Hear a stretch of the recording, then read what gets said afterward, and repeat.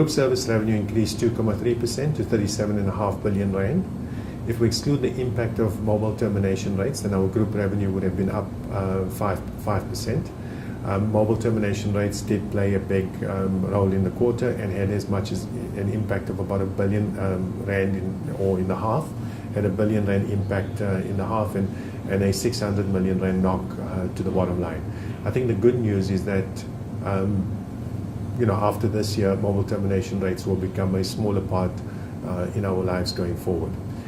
What was impressive as well was that we managed to grow group active customers to 13.3% to 61 million, of which 2.5 million customers came from our South African business and 4.7 million customers came from our international businesses.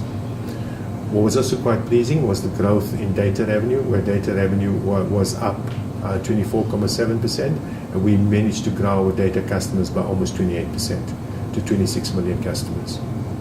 In South Africa, our service revenue declined -1.3%, and our revenue was flat. If we exclude the impact of MTRs, it was almost up 3%. The impact of mobile termination rates was effectively a 4% impact for South Africa.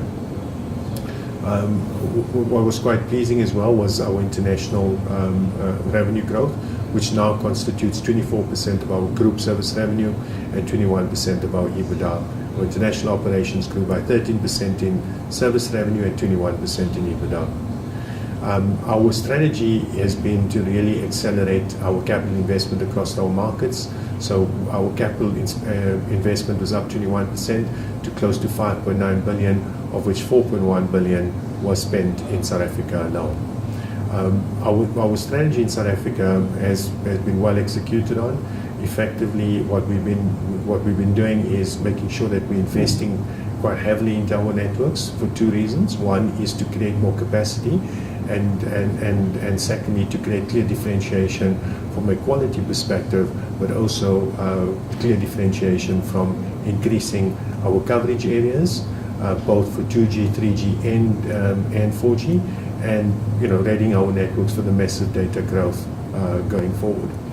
What we have seen is a decrease, and then obviously the strategy is to bring down pricing smartly, and we've managed to bring down pricing by 19% to an effective rate of 68 cents in South Africa, and then to offset that with a massive growth in data, and we've seen data revenues grow 21% and data traffic grow 75%.